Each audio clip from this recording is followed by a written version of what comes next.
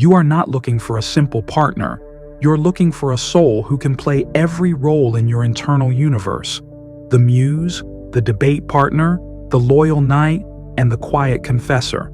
For you, self-love is not a stagnant pool of affirmation. It is an active, lively discourse. It is the commitment to never let your brilliant mind become a tyrant over your fiery heart. Your Aries sun must learn to act before the 47th thought paralyzes it.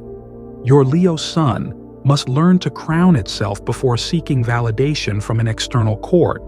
Your Sagittarius sun must grant itself permission to land on one truth, even temporarily.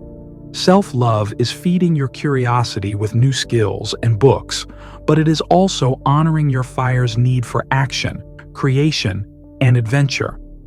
It is giving yourself the silent space to feel without needing to narrate the feeling. Your family, whether by blood or choice, is your first audience and your original think tank. You need a family dynamic that is communicative, dynamic, and never boring. Rituals are important, but they must be rituals of connection, lively dinner table debates, game nights that turn competitive, shared adventures rather than static routines. You are the sibling, the child, the parent, who keeps everyone connected, informed, and laughing. You love by telling them stories, by remembering the tiny details of their lives, and by keeping the energy light and engaging. Your shadow here is a tendency to skim the surface of emotion with wit. Your work is to dive deeper, to use your words to probe the heart, not just the mind. Dating is your natural habitat. It is a social laboratory, an endless source of new characters and conversations. You are the mesmerizing first date, charming, witty, and genuinely interested. You can find a point of connection with anyone, but this is also your trap. You can collect dates like fascinating books, enjoying the introduction but rarely committing to the entire volume. You are easily bored by predictability. For a connection to move beyond a delightful chapter, your fire sign needs to feel a spark of thrilling challenge, genuine admiration, or profound philosophical alignment. Otherwise, your Gemini rising will politely excuse itself to circulate at the party once more. Your soulmate is not a quiet pond. They are a second river, flowing alongside you, sometimes merging, sometimes racing you to the sea. To attract them, you must first become the person worthy of such a dynamic partner. To attract your soulmate, you must become your own best interlocutor.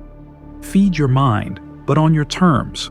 Pursue the knowledge that sets your fire alight, not just what seems interesting.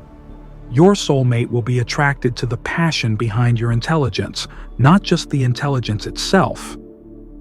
Practice making decisions from the union of your gut and your mind. Trust an instinct, follow a passion without overanalyzing it. This integrated energy is magnetic and signals that you are whole, not just a collection of fascinating fragments. Let your wit be the doorway, not the entire house.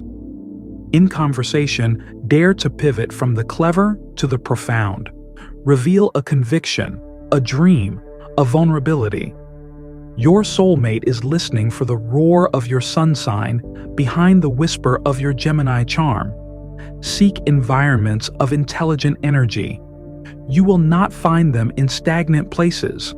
Look in bookstores hosting author talks, at workshops for entrepreneurs, art gallery openings, or theater improv classes, philosophy lectures, travel groups, or international cafes. Your soulmate must possess qualities that form a blueprint for a compatible operating system. They must be a person who understands your native language of dynamic exchange.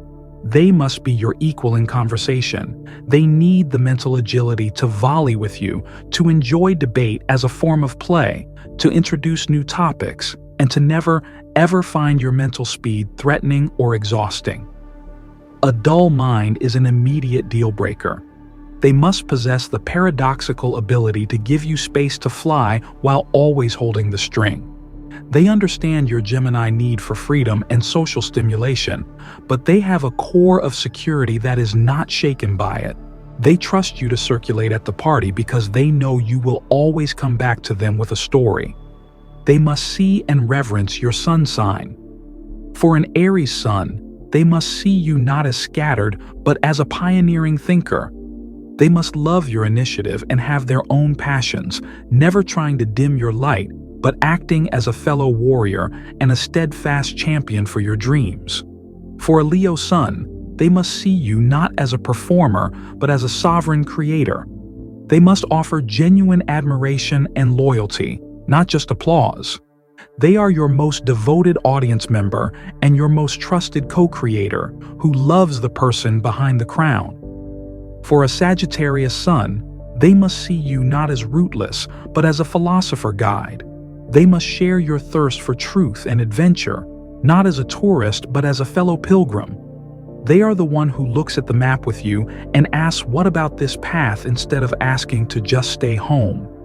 Finally, they must have the rare gift to understand that when your Gemini mind goes quiet, it is not a withdrawal of love. It is the moment your fire sign is truly feeling. They can sit in that silence with you, not needing to fill it with words, understanding that this is when your deepest soul is speaking. They love all your voices, especially the one that doesn't speak. Your soulmate is the one who doesn't try to simplify you. They look at the beautiful chaos of your spirit, the roaring fire and the whispering winds, and they see not contradiction, but the most fascinating conversation they will ever have. They are the one who earns the privilege of hearing the story before you tell it to the world.